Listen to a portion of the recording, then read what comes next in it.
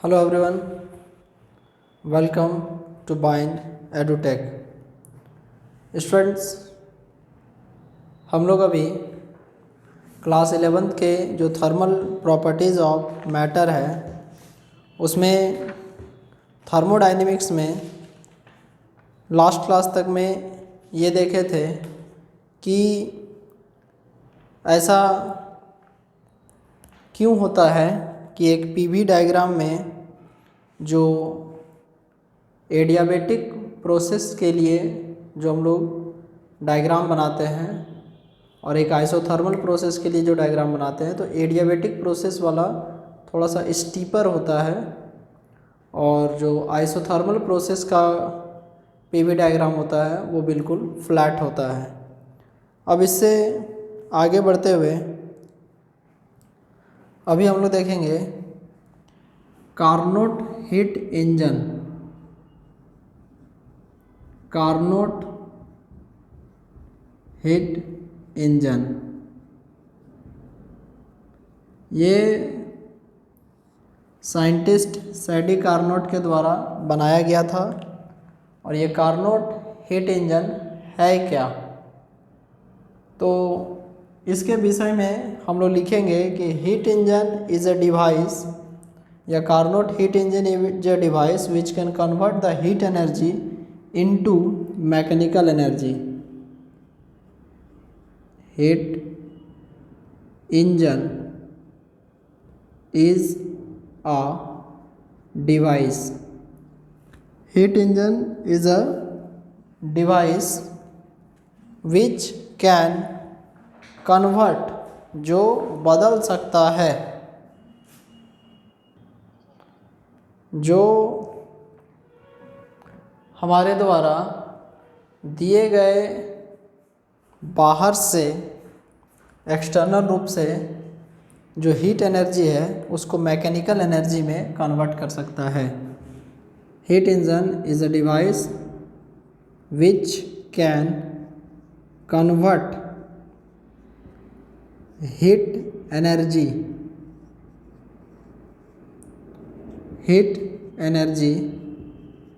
Into mechanical energy या mechanical work done.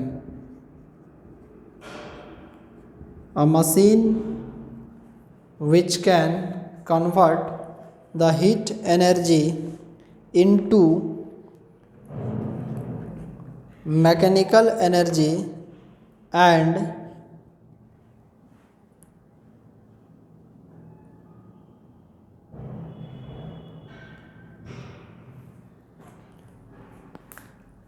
इसका जो सबसे अंडरलाइनिंग फैक्ट है वो है कि ये हीट एनर्जी को मैकेनिकल एनर्जी में या मैकेनिकल वर्क डन में कन्वर्ट कर सकता है।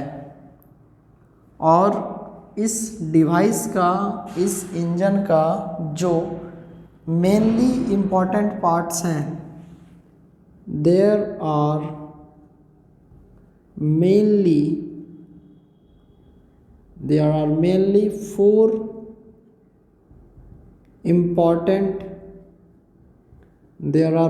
4 important parts of heat engine या Carnot heat engine. 4 important parts of heat engine which are as below। तो देखिए, कार्नोट हीट इंजन या हीट इंजन के जो मेन पार्ट्स हैं उसमें सबसे पहले हम लोग पढ़ेंगे एक सोर्स होता है,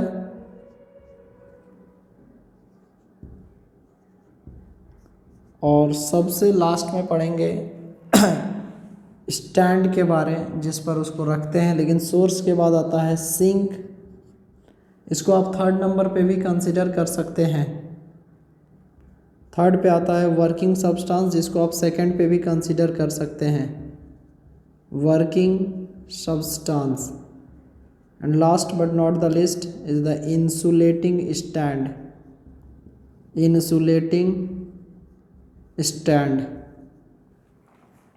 insulating stand.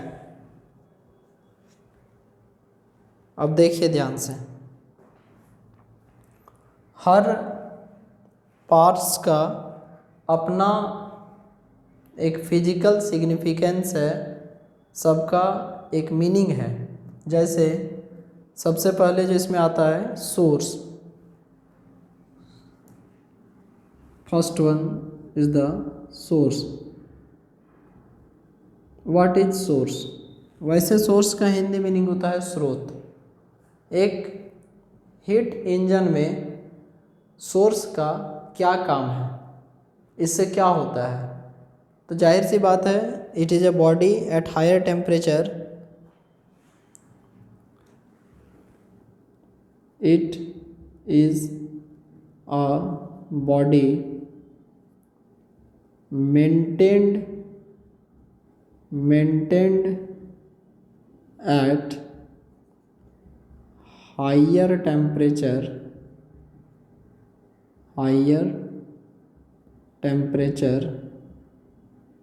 and the surface is of conducting nature। Surface is of conducting nature. देखिए, वेरी फर्स्ट जो सबसे पहला है, सोर्स एक ऐसा बॉडी जो कि हाई टेम्परेचर को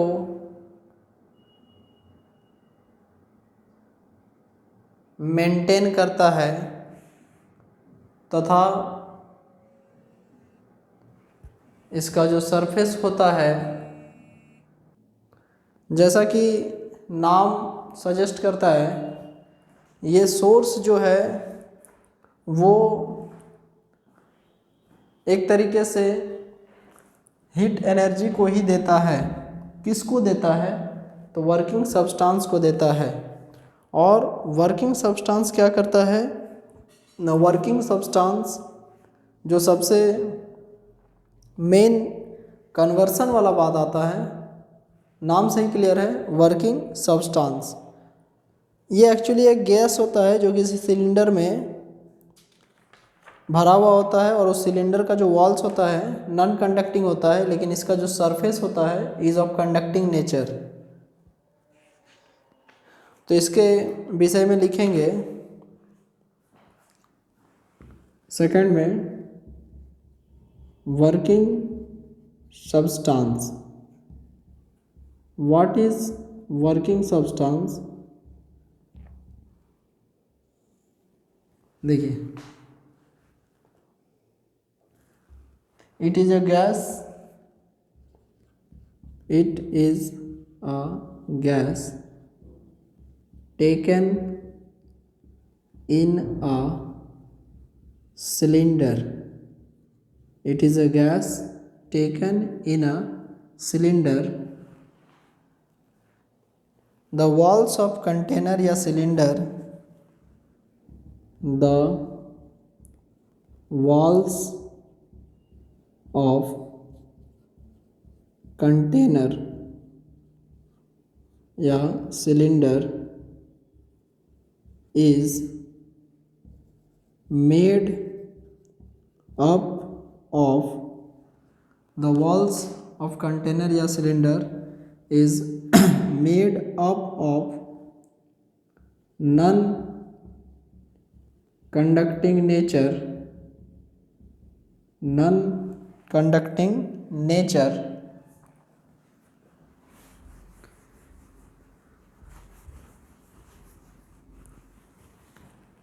non-conducting nature, but its surface is of conducting nature।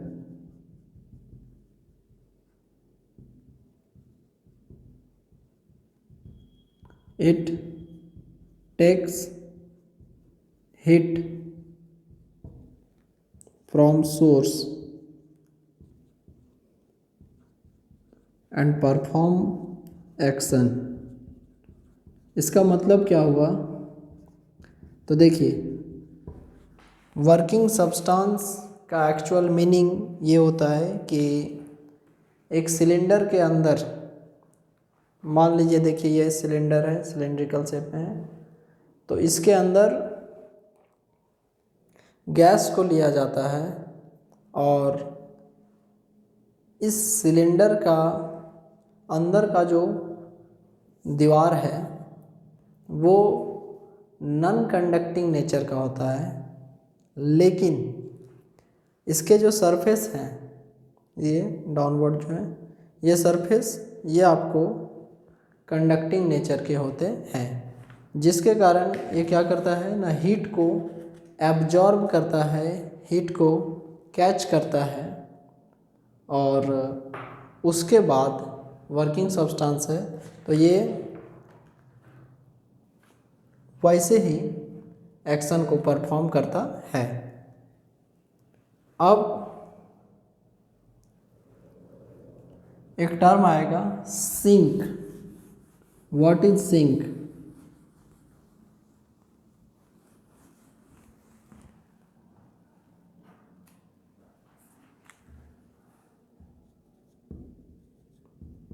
Sink, देखिए ये क्या है?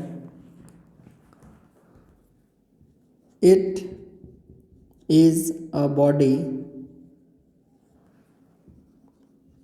maintained at low temperature. It is a body maintained at low temperature. It is a body maintained at low temperature and it absorbs the heat. It absorbs the heat rejected by the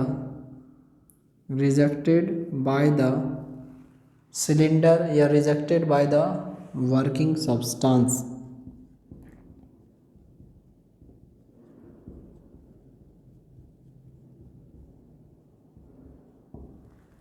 देखिए ये बताता है कि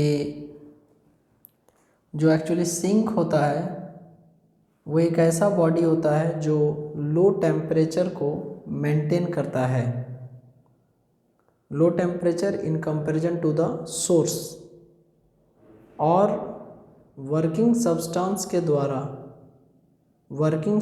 के द्वारा जो heat reject किया जाता है उस हीट को ये एब्जॉर्ब करता है। आप वर्किंग सब्सटेंस कह सकते हैं या कंटेनर या जो सिलेंडर जिसके अंदर गैस है वो जिस हीट को छोड़ देता है, रिजेक्ट करता है, उसको ये एक्सेप्ट करता है। और लास्ट में आता है स्टैंड। ये क्या करता है? तो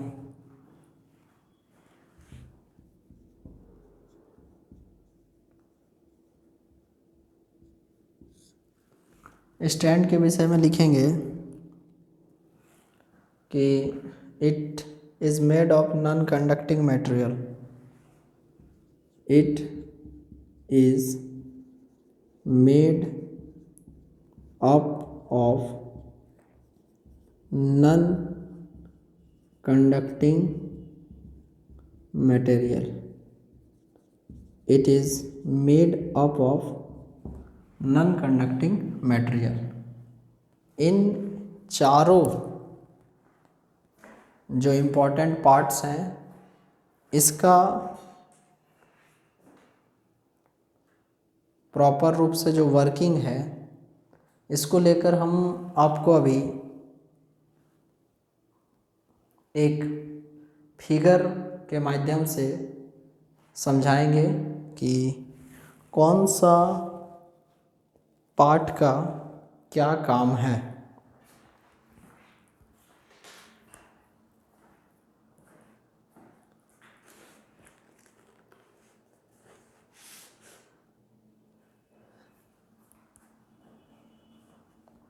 आप इसको ध्यान रखिएगा, source, working substance, sink and stand.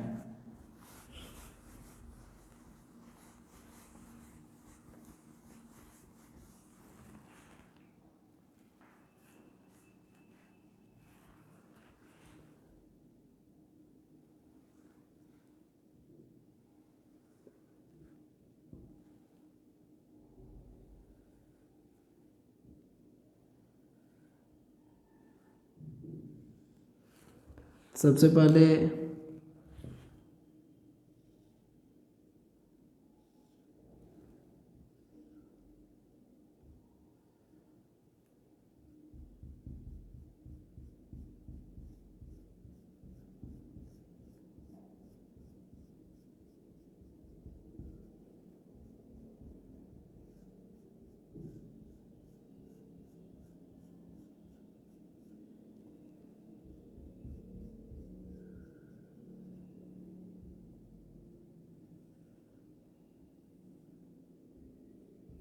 ये सिलेंडर को बना रहे हैं, वो उसके ऊपर जो पिस्टन फिट किया हुआ है ये फ्रिक्शन लेस पिस्टन है,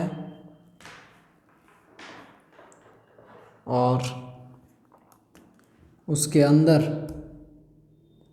ये जो आपको दिख रहा है gaseous particles,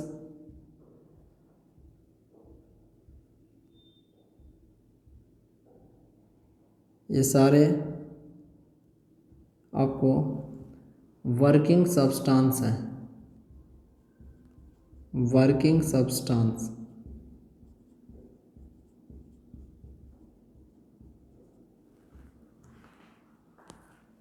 and then after इसके जस्ट नीचे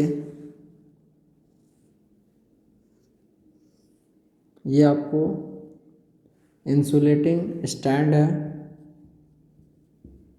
नॉन कंडक्टिंग नेचर का। इसके एक साइड में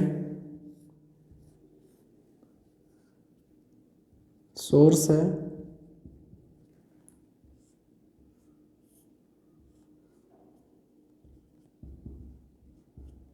और इसमें सिंक है।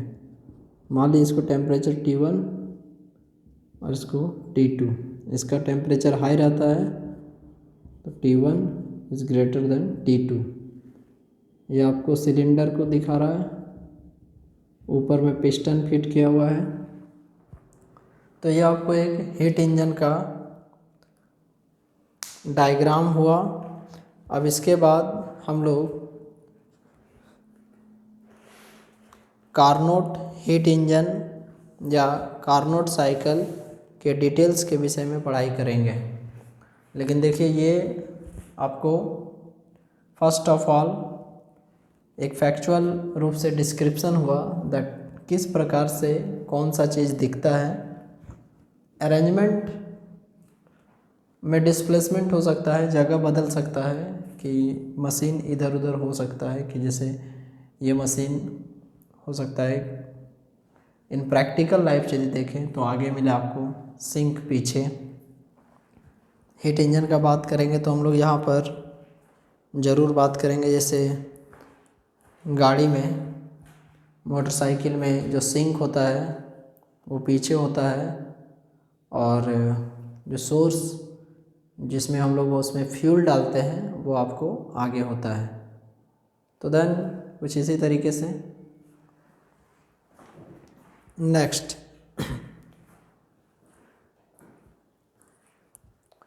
Carnot cycle.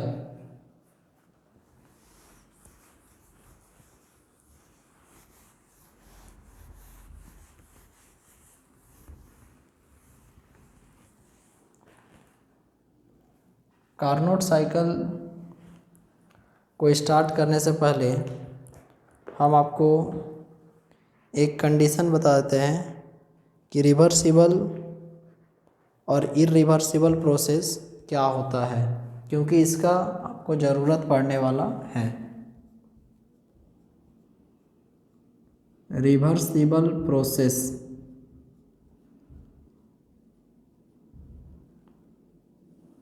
रिवर्सिबल प्रोसेस क्या होता है कि any process which can be made to proceed in the reverse direction by variation in its condition such that any change occurring in any part of the direct process is exactly reversed in the corresponding part of the reverse process is called reversible process. But इससे easy definition, आसान वाला definition, that any process which can B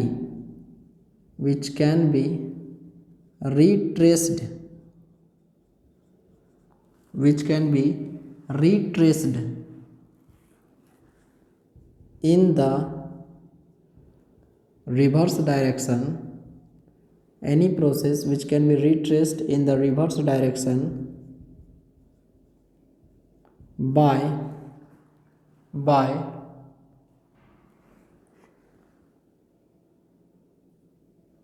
reversing the direction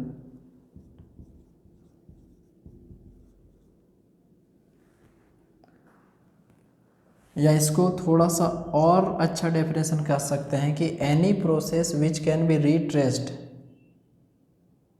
bye reversing the direction, in the reverse direction नहीं, in the same direction होगा, by reversing the direction. इसमें एक और अच्छा word को यूज कर सकते हैं, exactly. Any process which can be retraced exactly by reversing the direction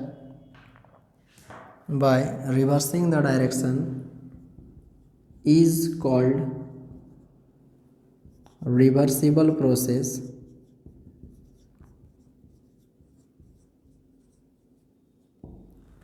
और इसी में एक है irreversible process।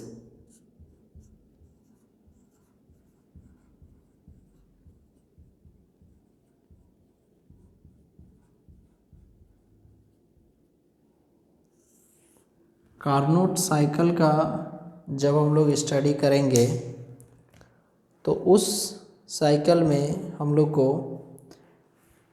इन दोनों प्रोसेस का ज़रूरत पड़ेगा ही। किसी भी प्रोसेस को जो कि आगे बढ़ चुका है, दोबारा से डायरेक्शन को रिवर्स करके यदि उसको रिट्रेस किया जा सकता है, प्राप्त किया जा सकता है, गेन किया जा सकता है, तो उसको हम लोग रिवर्सिबल प्रोसेस कहेंगे। तथा एक ऐसा प्रोसेस जिसको दोबारा प्राप्त नहीं किया जा सकता है, and that is called irreversible process. मतलब डायरेक्शन जिसमें अपोजिट करने के बाद भी, रिवर्स करने के बाद भी जिसको फिर से गेन नहीं किया जा सकता है। इसका डेफिनेशन क्या होगा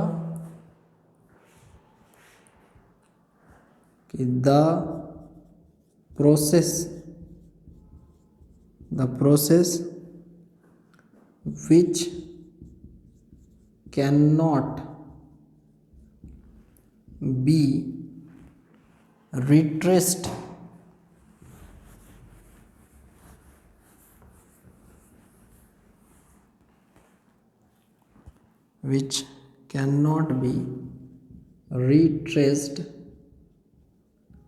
by reversing the direction is called irreversible process।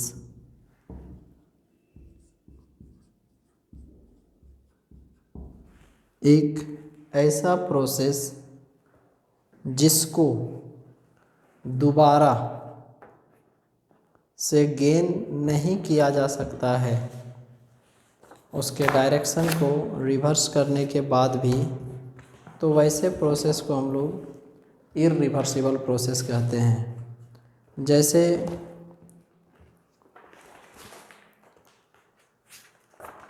हम लोग यहाँ पर इलास्टिसिटी का एग्जांपल लेते हैं।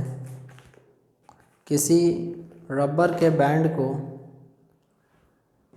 एक डिफॉर्मिंग फोर्स लगा के यदि खींचा जाए, उसके शेप साइज में जो भी चेंजिंग आएगा, and after some instant of time यदि हम लोग उसको छोड़ दें तो वो वापस से अपने फिर से उसी शेप साइज को गेन कर लेता है। तो देन ऐसा जो प्रोसेस होता है वो रिवर्सिबल प्रोसेस है, लेकिन प्लास्टिसिटी को हम लोग इरिवर्सिबल प्रोसेस के अंदर देख सकते हैं। वाटर साइकिल एक रिवर्सिबल प्रोसेस हो सकता है। जैसे वाटर को जब बॉईल करते हैं, हीट करते हैं, तो वो स्टीम बनता है, भाप, और उसी स्टीम को यदि हम ठंडा कर देंगे तो वाटर ड्रॉपलेट्स में वो फाइनली फिर से कन्वर्ट हो जाएगा। लेकिन वहीं पर हम लोग एक राइस का एग्जांपल लेते हैं। जैसे राइस को जब आप बॉईल करते हैं, उससे जो बना एंड दोबारा उसको यदि आप कूल कर रहे हैं तो हम लोग फिर से राइस को गेन नहीं कर सकते हैं। तो इसका मीनिंग क्या निकला? तो इसका मीनिंग ये हुआ कि एक ऐसा प्रोसेस जिसको दोबारा प्रोसेस को रिवर्स करके रिट्रेस किया जा सकता है, उसको रिवर्सिबल प्रोसेस कहते हैं, तथा जिसको गेन नहीं किया जा सकता है then that is called irreversible process. तो स्टूडेंट्स, इसके बाद जो कार्नोट साइकिल है वो कम्प्लीटली हम लोग को हीट इंजन के वर्किंग पर ही आधारित है। तो नेक्स्ट क्लास में उसका डिटेल्ड एक्सप्लेनेशन देखेंगे। आप लोग इससे पहले का जो भी थ्योरी है उसको रिवीजन करके रखें। Take care of yourself. Thank you very much. Bye.